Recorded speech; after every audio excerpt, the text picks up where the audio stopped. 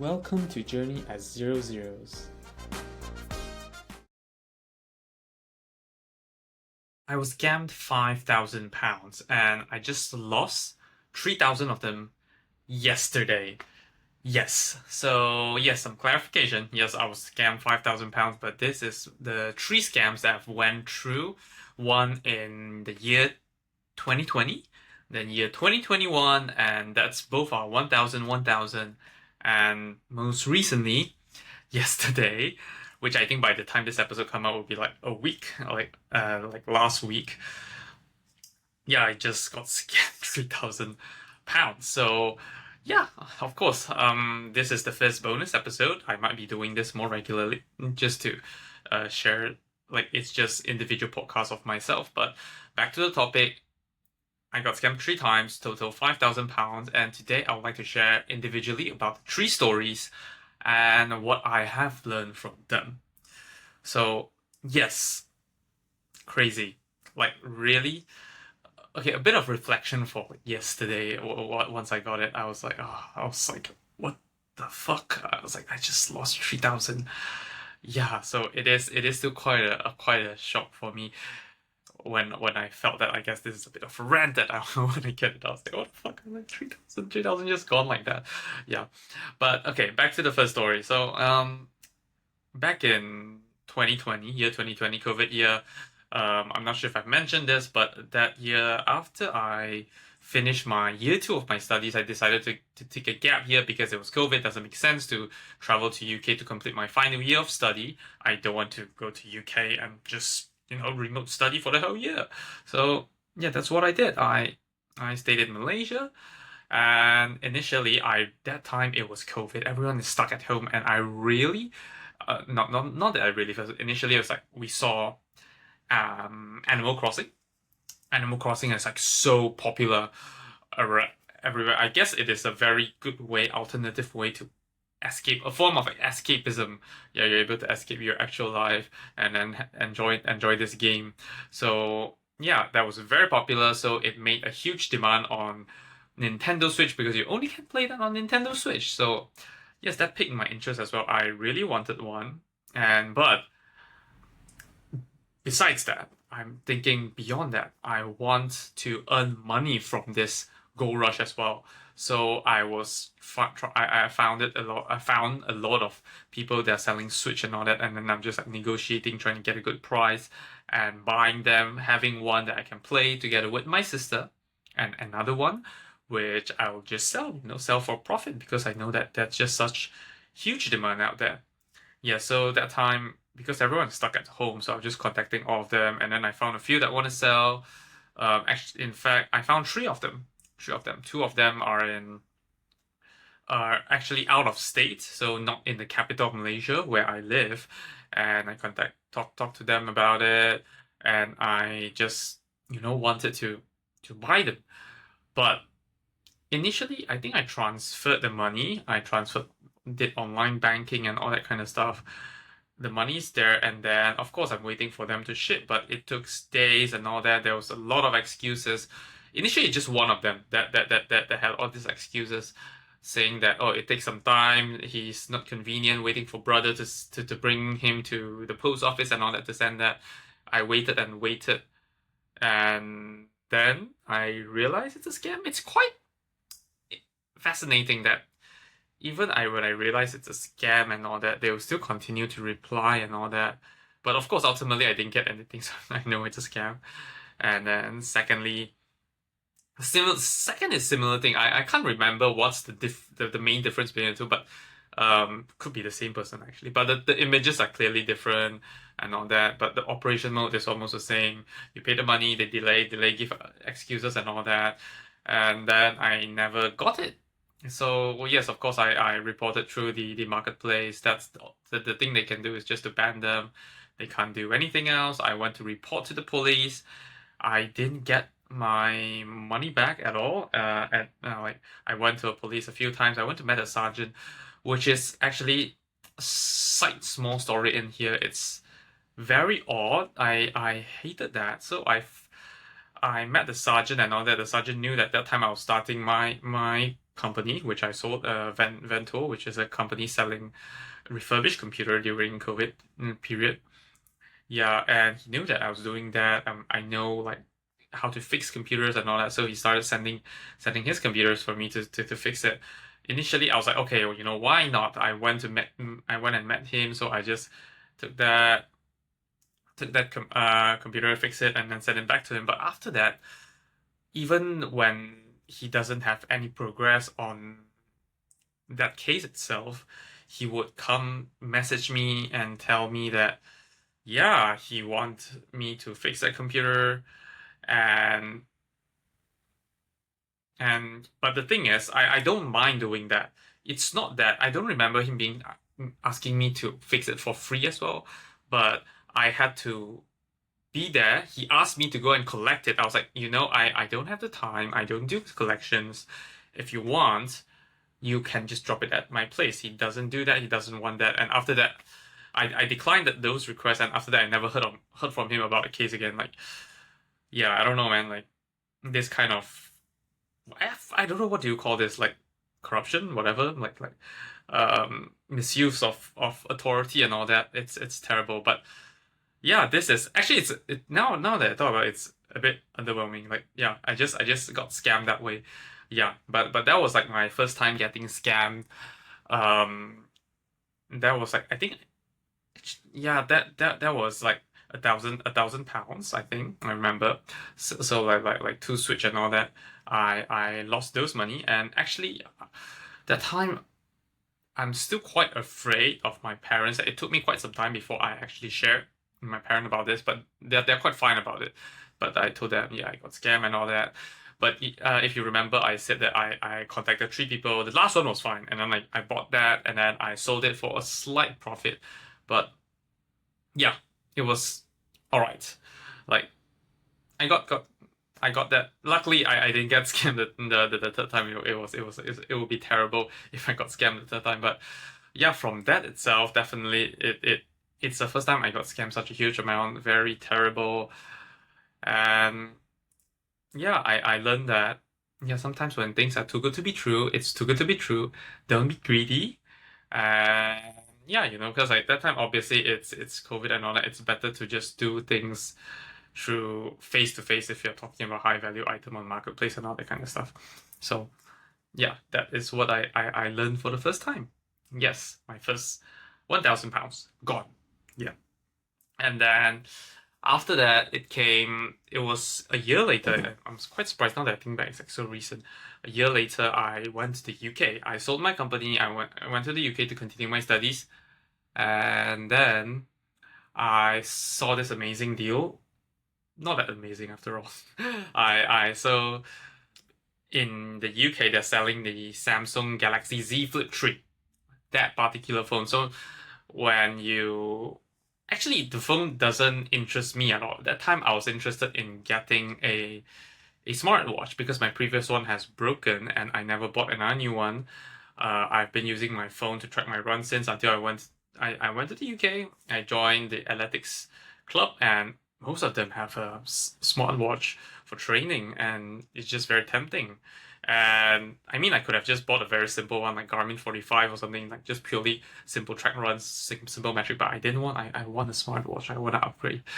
Yeah, because I had a sports focused smartwatch before, and now I want an Android smartwatch. That's the difference. Yes,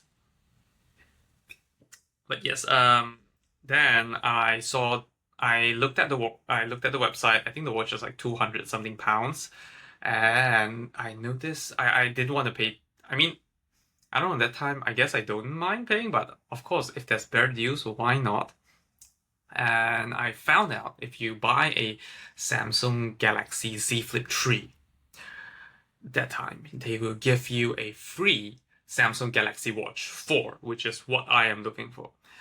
Yeah, and that was okay, but I realized if I was a student, I apply my student discount, I can get both the phone and the watch at a discounted rate. So basically, I'm paying the student price for the phone, and I still get a watch, which is amazing. So that prompted me to think, if I buy the phone and then because like it's below market value, I can sell it at market value, then I'll be able to earn, yeah, I'll be able to earn some money and still get a watch.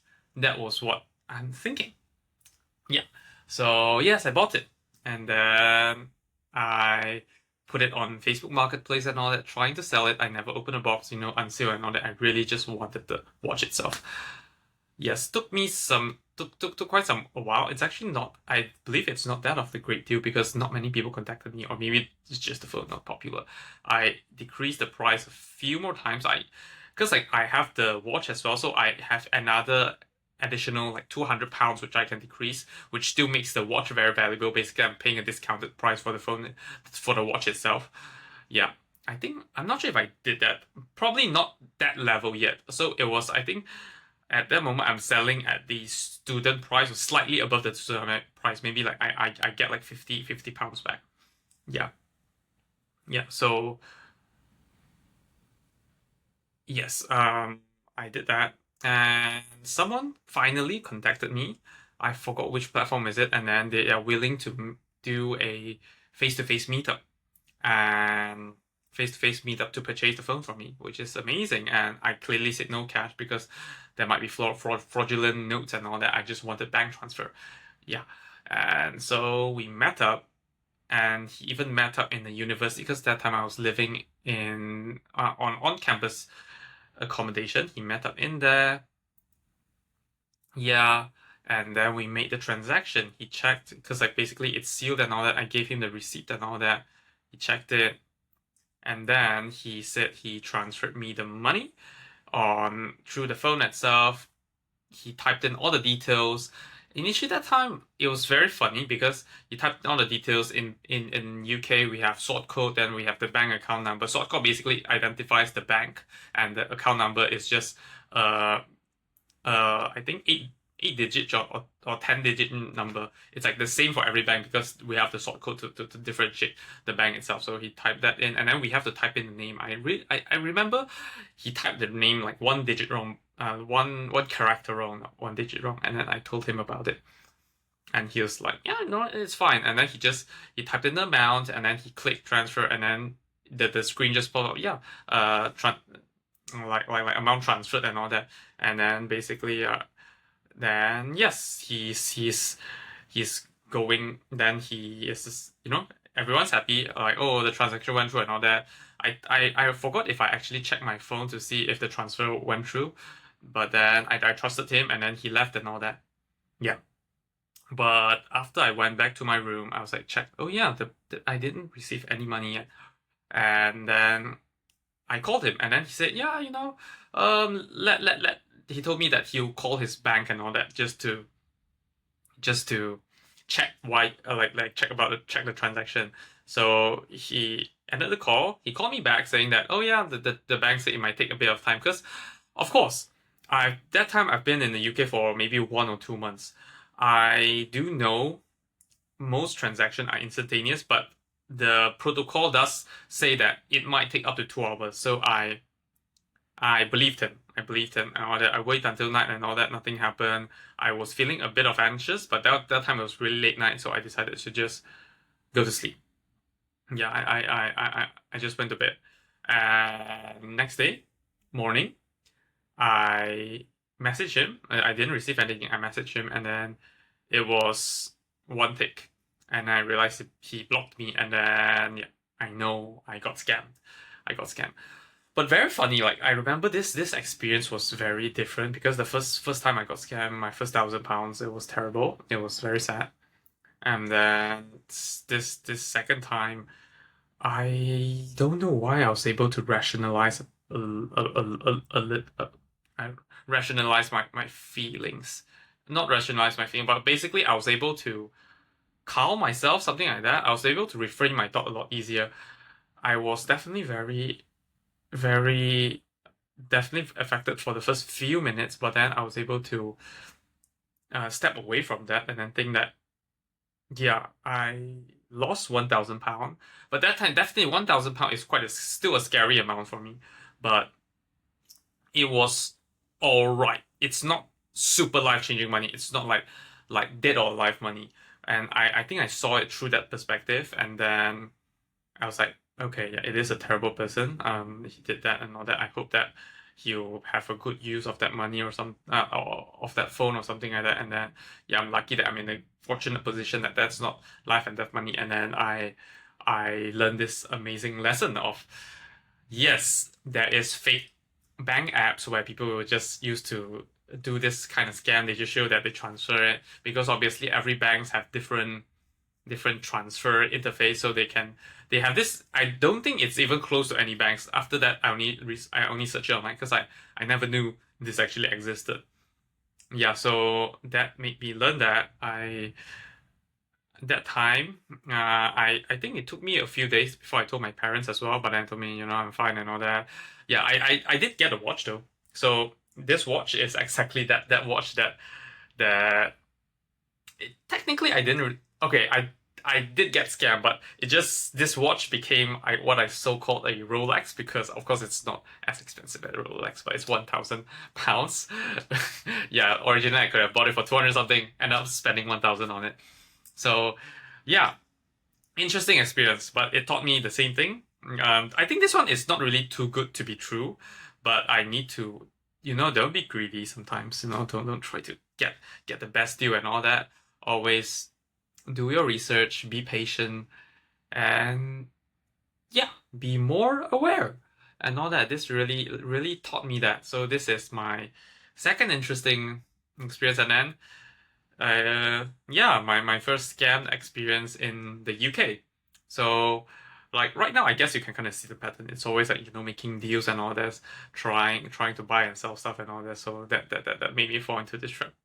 And then after that, 2 years, 3 years, almost 3 years passed by. It was really calm and all that until yesterday. Yeah, yesterday.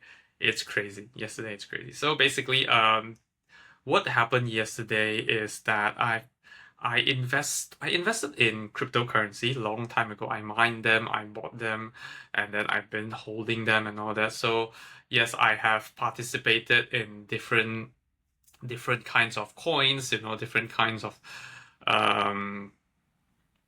what do we say it?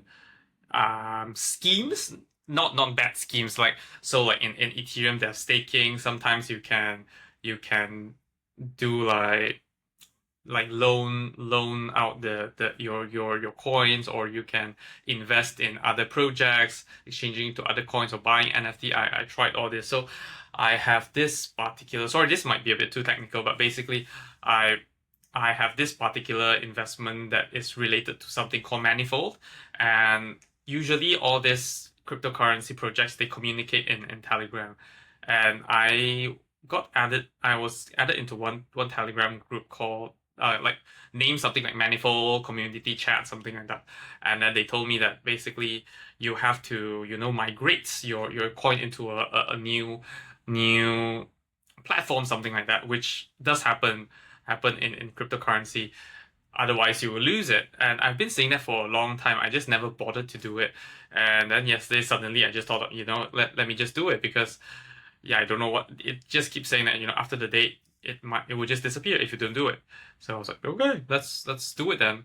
I went ahead into my cryptocurrency wallet, clicked into it, and then so the a short story on how cryptocurrency works. Cryptocurrency is basically decentralized because they created it because of 2008. You cannot trust banks and all that. So all the transactions are verified by kind of like community people individually and all that. But ultimately, unlike normal transaction where worst come to worst, sometimes you can ask the bank to stop it. This one, where once you have agreed to make the transaction, they believe that that is a valid one. So everyone that is verifying the transaction will trust that it's a valid one, because now instead of trusting the banks, they put the trust into everyone, and you yourself, you have to know when you're doing the right decision. So usually, sometimes we have to connect our wallet to a website to access different kind of services. And when I entered this website, they were asking me to connect the wallet as well. And what happened is that this is normal. And then I was, yeah, just connect. But it showed up a bit differently. It's more like verifying this transaction, which I have to pay a certain fee. And that means I'm making a transaction. But that time I just wasn't clear because I haven't, I was very active in crypto space, but I haven't been that active recently. I've just been holding mainly. So I just clicked OK. Yeah, I just clicked OK. I thought it would just connect the wallet. Yep, and then it was like loading and all that, and it was asking me to do the same thing for another protocol. Luckily, that for some reason an error popped up, so it did not show the verifying transaction thing. Otherwise, I believe I would have pressed it as well. So yeah, I pressed it. I was like, okay, nothing and all that. Then I decided to see, basically want to see if the coins are migrated and all that. Yeah, and then it turns out that my all my Ethereum coins in that wallet is gone. Yes, it is all gone. Then I was like, oh, verifying transaction. So that's what it meant. Like, I believe that whole website is a scam whenever people click that, because you authorize the transaction, they will just basically take all the Ethereum from your account. Boop, and send it to another account. And yes, send it somewhere else. Yeah, basically it's, or maybe it's a bit technical, but TLDR is that this cryptocurrency bank account, I authorized someone else to just transfer all my money into some other wallet. I was like, yes, okay, amazing. So it felt terrible. But this time the terrible feeling is different because I don't know. Like, this one is legit. There's no people to blame. Like, no people to, I don't know. It's just you feel so stupid because it's just one simple stupid action, one platform. Like, there's no human element to it. Like, not like it was just like some minor simple manipulation that you fell into it. You're stupid and then you got tricked into it. So I think this is why it's felt worse. Yes, I'll talk about this feeling worse part first before I talk about what is okay and all that. But definitely this lingering feeling is terrible. Like, it was, especially it was at the Sunday night, I did my daily review, which I did my weekly review, planning for the next week, and then I did my daily review, which is planning for like usually it's a wind down activity for me, like thinking about the three things I appreciate for today. And then suddenly this happened. I was like, oh fuck, man. And then I was about to I wanted to sleep because I wanted to draw the next day. So yes, I try to calm myself, trying to tell myself the same thing. Yep, I'm very lucky that that's not significant sum. It's £3,000. It is £3,000. But okay, the reason, let's just cut into that a bit. Like, the reason this is a lot better, this £3,000 is a lot better because it is investment money. So it is cryptocurrency, which I have basically profited, but it just sucks that you lose that money, lose this investment. Like, this is an investment been going well, and then suddenly, like, someone just took away the whole investment pile. Yeah, but luckily it's not like directly like the money that I put it in my emergency fund or whatever. It's not that. It's just like it's been in the investment for a long time, and suddenly it just poof gone. Yeah, so but that's why it's okay, but it still feels terrible. Yeah, so felt terrible, went to sleep, keep thinking about it. I had dreams about it, woke up a few times a night, but luckily I still ended up having quite a good sleep after that, just until the next morning. And then I checked the account. Yeah, those Ethereums are gone. It's terrible, and definitely I want to. I guess it's the worst feeling I had is definitely the first scam. That was my first time encountering scam, and in that time, the £1,000 is very significant. The second and third type it's a lot better. Those are comparatively a lot insignificant compared to the first one. Yeah, but yeah, then I still feel bad. I wrote my journal like I usually do, focusing on that. Learn like noticing what I have learned throughout the whole thing. And this time, other than writing journal, I did something new, which I recently learned as well. which is sharing to others, not just about wins, but sometimes when it's not sharing, okay, maybe reaching out to others. So I shared to a few friends of mine, which I told them, I got fucking scammed, bro. Like, but I did mention that, yeah, I am okay because it's not significant money. It's not life or death money. I'm still good. I just wanted to kind of rent it out. I want to tell to relieve to release this stress and all that, which actually helped a lot. I told my family, I told a few of my friends, they are definitely concerned. But I told them, yeah, I'm good, and then I really appreciate that I felt the care from them. So this is the new thing which I actually learned this time. But looking back at this, and let's talk about this particular scam first. It's the same thing. I was being greedy.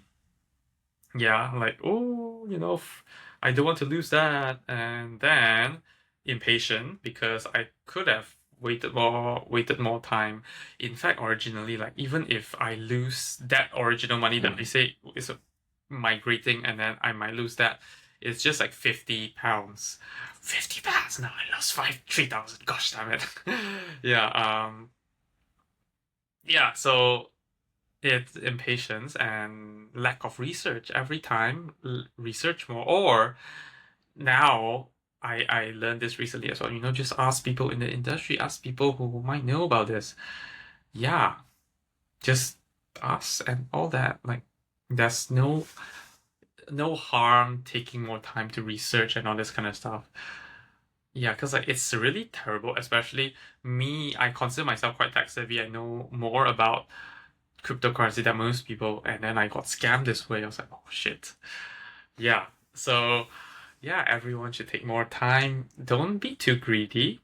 Take more time and take more time to research.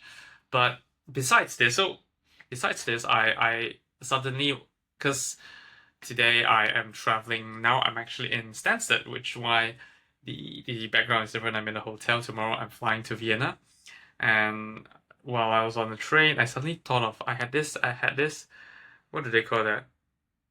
Epiphany. Yes, I had this epiphany, and then I thought of, oh, this one not theory, one my weakness. Yes, I thought of my weakness. Basically, or a way that everyone can figure out their weakness.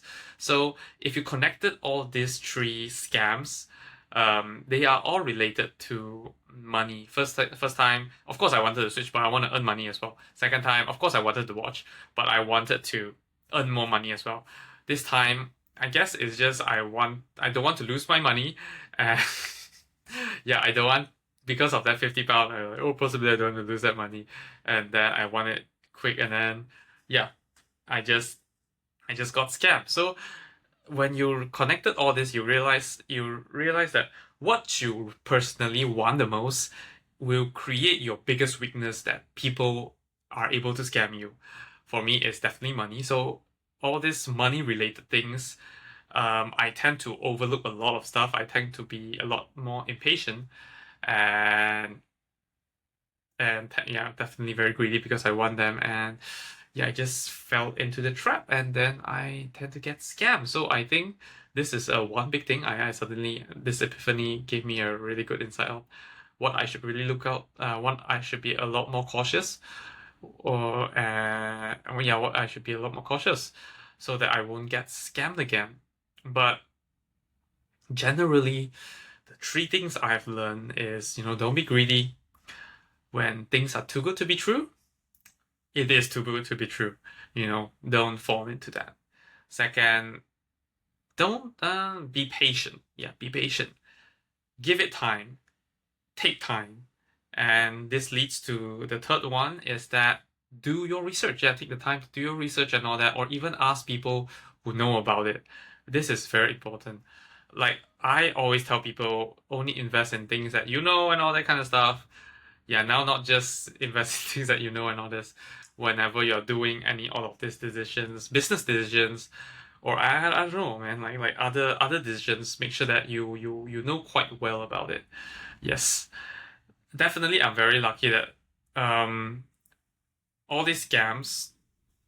I'm like they are not significant money that make or break my life. So I think after the I'm not sure if it's the first or the second that I started to look at it differently. Like I'm able to look at all these mistakes or scams, or I think it's like, yeah, scams. I call them mistakes as well. Um, I'm able to look at them differently, seeing them as more of a lesson. Is because I feel like if it were to happen, it's better that it happened now instead of like 10 years later, where I'm investing like 100,000, 1 million, and then I got scammed. So it is good that it happened now, and definitely it's already very fortunate that all these money are not make or break money. So yeah, it's good. It's amazing. It hurts. It hurts. Definitely it hurts, and then you feel stupid and all that. But yeah, of course, normally people wouldn't share and all that. Like the first time that Switch scam took me a while before I even dared to share to my parents and then share with my friends. This watch, that's where this is the watch. This watch made me learn. It's okay to share it with my friend and then make it a bit of a joke as well. It's a fun joke, and this time on this cryptocurrency scam, £3,000. Telling myself that. Yeah, I think you learn something new every time. This time I go to another level where I realize in order to it's important to reach out. So not just keeping the feeling within yourself, feeling stupid yourself, and feeling embarrassed and all that. It's okay to reach out. People are nice, people care about you. Yeah, because I believe you would do the same if others fall into the trap as well. You will be there to comfort them and all that. So it's okay to do that. It's okay to reach out.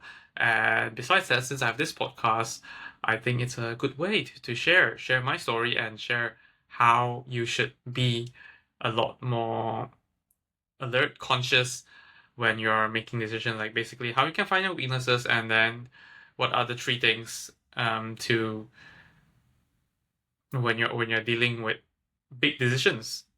Yeah, don't be too greedy. Too good to be true is usually too good to be true. Be patient, give it time, and use the time to do research or talk to people you know. Yeah, that's the best way to decrease the chances of getting scams. Yeah, it's okay to get scammed. It's actually very helpful. I think it's a very good learning process, but definitely if we can try to avoid it, who doesn't want to? So yeah, I guess this is the main point of this video. And so yes, thanks everyone for watching or listening to this point. I really appreciated your support, and if you like it, please like or follow this podcast. And if you do really enjoyed it, please give us a 5-star review and drop your social media handle in the comments, or yeah, in a comment, or personal message me. I would love to have a conversation and personally thank you. So yes, if you do have any feedback, feel free to let us know. Private message, email, any way you can reach me, just let me know. So yes, other than that, there will be more bonus episodes like this where I just want to share more about one particular topic myself, and they will be uploaded like any time of the week. It won't be a fixed schedule, and then it's definitely not a weekly thing. It's a random allocation thing. So yes, thanks for following till this point, and see you next time. Bye-bye. Remember to subscribe to get notified as new episodes comes out weekly, and please share the link of this podcast to anyone you think would enjoy it. This is Andrew Kwan from the Journey at Zero Zeros podcast.